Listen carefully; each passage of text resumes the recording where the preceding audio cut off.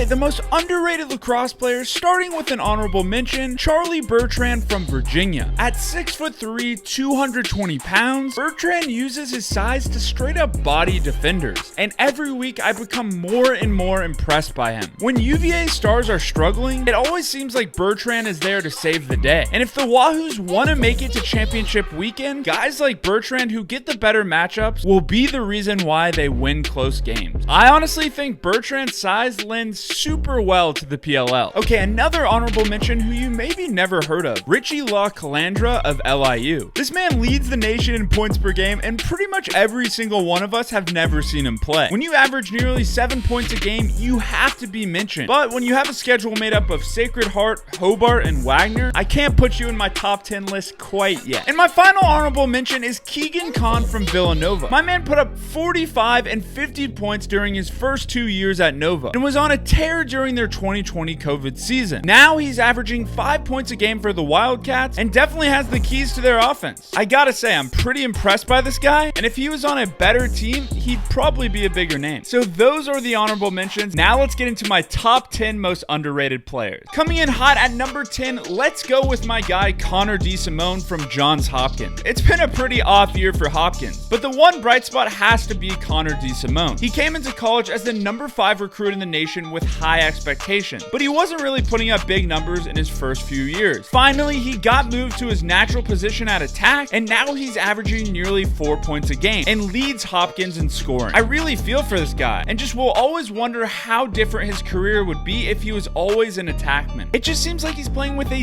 different level of energy this year. And at number 9, I'm going with number 99 for Notre Dame, Will Yorke. After dominating at Bucknell, Yorke took his talents to South Bend and has been a perfect fit in the Irish offense. Has a great off-ball complement to Pat Cavanaugh. This man is a walking bucket and shoots the ball at over 52%. My only complaint is that he needs to touch the ball even more. If I'm a coach and my player's shooting over 50%, I'm telling my guys to pass to him as much as possible. I think he's got super good handles and doesn't try to do too much, which you can see by the fact that he only has 5 turnovers in 7 games. Once again, it just kind of makes you think, if this guy would have been at Notre Dame his whole college career, I wonder how big of a name he'd be. Also, you know at this point I'm always right, but who do you think is the most underrated player? Tell me down below. I want to hear it all. And coming in hot at number 8, we're going with another incredible finisher, Ryan Lanchbury from Richmond. Talk about a walking bucket. This guy's put up pretty incredible stats, including a 72-point sophomore campaign. He's been awarded with an All-American honorable mention, but I think he's gotten snubbed and deserved to be at least on the 3rd team. But he's not just a goal scorer. This dude is 2nd all-time at Richmond in assists, so he can fit pretty much anywhere on your team. And he's Canadian, which automatically means he's crafty and can handle the ball better than most. Maybe big college lacrosse fans know Lanchbury, but I think this guy is one of the best lacrosse players out there that we don't talk about as much. I'm pumped to see how he progresses and see if he takes a crack at the pros. And now at number 7, we have UAlbany's Jakob Patterson. I feel like this guy's been playing lacrosse forever, and it's sad to see that his career is coming to an end. I remember watching him as a freshman and sophomore with an absolute lefty rip. I mean, bro, he put up 49 and 57 points during his sophomore and junior season, but I feel like he's always been overshadowed by Albany's other stars, like Connor Fields and Tahoka Nantico. What's impressed me the most is that he transformed from a pure shooter to a very strong passer. I mean, the dude went from having 7 assists in 2018 to 32 in 2019. When a guy is that versatile and talented, he should be talked about more. How cool would it be if he got picked up by a PLL team? I feel like he's the ultimate role player and can play in so many different areas on the field. Let's all put some more respect on my man Jakob Patterson's name. And coming in at number 6, we have Ethan Walker from Denver. Now, if you're a big college lacrosse fan, you've definitely heard Ethan Walker's name plenty of time. But as of late, I haven't heard much talk about him. Probably because there's another lefty shooter named Mac O'Keefe, who happens to be one of the greatest college lacrosse shooters to ever step onto the field. Walker had a hot start, putting up back-to-back 70-point seasons as a freshman and a sophomore, but regressed just a little bit with 50 points his junior year. I still think Walker is one of the best shooters in college lacrosse, and what I love about his game is his snappy and lightning-quick release. He's also a very accurate shooter, never dipping below 30%. I'm excited to see where this guy goes in pro lacrosse. I just know it's going to be somewhere. And next at number 5, we have Danny Maltz from Maryland. His 2 older brothers played college lacrosse, and it's looking like he might be the best out of the 3 when it's all said and done. This guy started out hot in his first season in 2020, averaging 3 points a game before the season got cut short. And he honestly got robbed of having a pretty incredible freshman year. Cracking the Terps roster and starting is no easy feat, and now he's the central off-ball finisher in their offense. This man is shooting at 65%. Are you kidding me? That is ridiculous, and I don't care who you're playing or who you have passing the ball to you. It just seems like he's always in the right place at the right time. With so much talk of other players this year, I think he's been overlooked as one of the best off-ball players in all of college lacrosse. I think he's going to be a really special Terp for years to come. By the way, you can always subscribe to the free Lax Weekly email newsletter packed with tips on how to become a better lacrosse player.